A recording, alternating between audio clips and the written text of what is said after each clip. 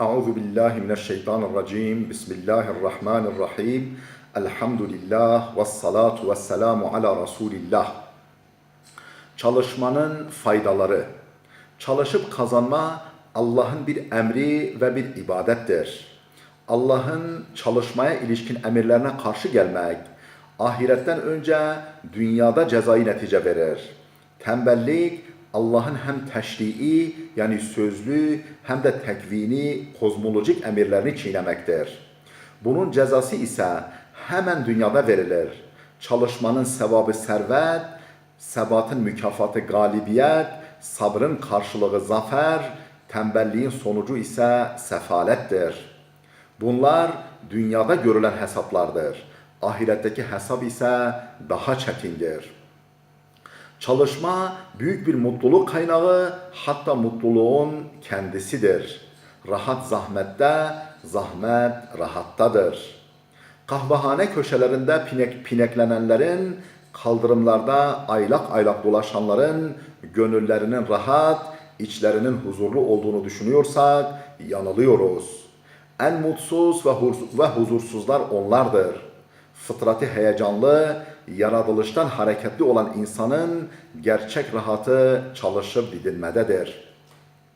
Böylelerinin hallerinden ve vaktin bir türlü geçmeyişinden yakınmaları zamanla yarışırcasına çalışıp didinenlerin ise şükredici hali bunu gösterir. Çalışmak varlıkların fıtri görevleridir. Güneş ve yıldızların uzun seyir, seyahat ve ahenkli hareketlerinden, zerrelerin kıpır kıpır kaynaşma ve titreşimlerine kadar her şeyde lezzet dolu bir şevk seziliyor. Arıdan, sinekten, tavuktan tutun ta güneş ve aya kadar her şey bu şevk ve lezzetle vazifesini sürdürüyor. Yer ve gök adeta ayakta, çalışıp didinmektedir. İnsan bu umumi ahenge iradesiyle ayak uydurmak durumundadır. Çalışma sayesinde günlük hayat güzel bir niyet ile bütünüyle ibadete dönüşebilir. Yeter ki başta namaz, farz ibadetler terk edilmesin ve büyük günahlardan sakınılarak istikametle hareket edilsin. Böyle bir insanın el emeğinden müşteri olsun, hırsız olsun, inek olsun, sinek olsun, her ne yerse kendisi için sadaka hükmüne geçer. Dünya ahiretin tarlasıdır. Mümin var gücüyle bu tarlayı ahireti hesabına ekip biçmeye çalışır. Çalışma geçmişlerimize karşı bir vefa borcu ve teşekkür, geleceklerimize karşı ise bir görevdir. Geçmiş insanların temelini attıkları teknik ve medeniyet sayesinde bugün çok uzak mesafelere birkaç saat zarfında ulaşabiliyor, en müzmin hastalıkların tedavisini başarabiliyor ve uzayla haberleşebiliyoruz. Onlara teşekkür için kalbi minnettarlığın yanı sıra bir de fiili görevimiz vardır. O da düşünce ve emeklerin birbirine eklenmesinin ürünü olan ilmi ve teknik birikime çaba ve katkılarımızı da ekleyerek gelecek kuşaklara aktarmaktır.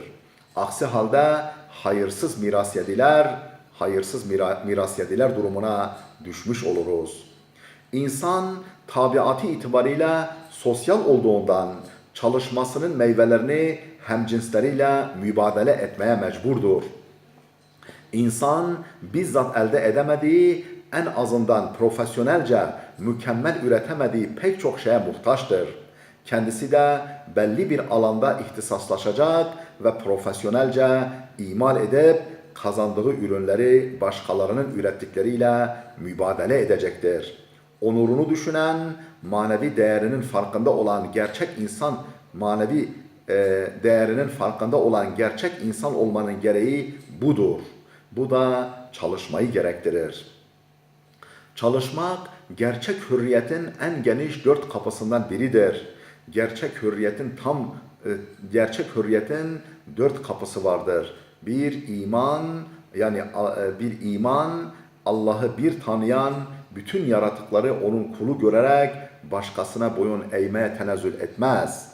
Ne kimseyi aşağılar, ne de onurunu kimseye çiğnetir. 2. Bilgi, hak ve görevlerini bilmeyen hamiyetli kimseleri bile tepesinde baskıcı ve despot yapabilir. 3. Çalışmak, çalışan başkasının eline bakmaz. İnsanlık onur ve şerefini çiğnetmez. Alın teriyle kazanır. Kimseye eyvallah etmez. 4. İnsan sevgisi, insanları sevmek, haklarını gözetmeyi, hürriyetlerinin sınırlarını aşmamayı gerektirir. Bunu yapan kendi hürriyetini de korumuş olur. İslamiyet'in yükselişi maddeten ilerlemeye, dolayısıyla Müslümanların çalışmasına bağlıdır. Çalışıp üretmeyen, helalından kazanıp zenginleşmeyen Müslümanlar dinlerini temsil edemez ve varlıklarını da sürdüremezler. Kapitalizm, sömürü, tefecilik, tüm ihtilallerin kaynağı olduğu gibi çalışma, emek, alın teri de sosyal patlamaların sigortasıdır. Çalışmak, emek harcamak, alın teriyle geçinmek İslam'da temel prensiptir.